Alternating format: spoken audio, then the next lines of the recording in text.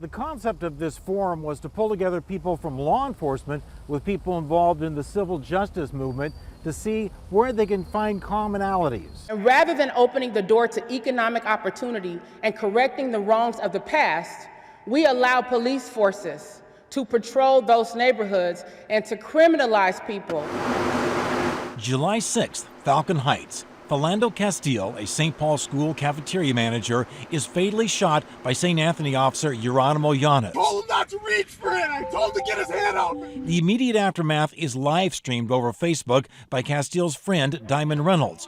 Riveting, raw emotion that goes viral. We are exercising our First Amendment and sparks a new round of outrage over the disproportionate numbers of officer-involved shootings involving black men. I can't say how shocked I am and how deeply offended that this would occur in Minnesota. Hennepin County Attorney Mike Freeman and Minneapolis NAACP President Nekima Levy-Pounds, both lawyers and both part of today's panel at St. Thomas. 911, what is the address of the emergency? They were deeply divided on the officer-involved shooting of Jamar Clark last November. Freeman, the prosecutor, decided by state law he couldn't charge the Minneapolis officers who said they feared for their lives. Levy-Pounds was stunned by that decision. Because of the lack of accountability or transparency, we won't use a grand jury in a police officer case again. I think we also have to accept the fact merely because you did not see a 10-year-old kid slammed up against a car does not mean it does not happen. Absolutely.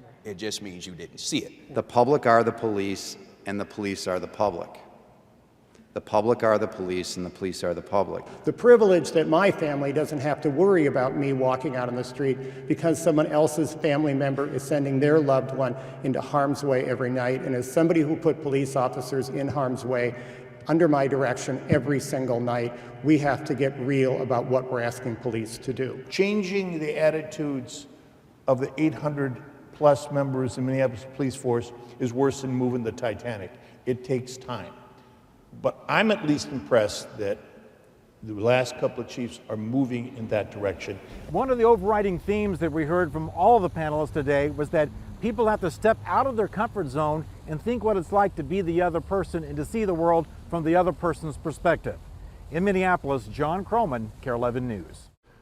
You have to be not afraid to speak your mind and hope that the other person also doesn't react to that, you know. Well, it's nice to see that forum and have people with disagreements talk about it in a public forum. It was well attended. We had about 400 and 450 people there. Boy, we'd like to have a forum like that right on this show. That's what it's all about. Let's do it. All right. We can do whatever we want, can't we? It's BTN. Boss went home. All right. We'll be right back.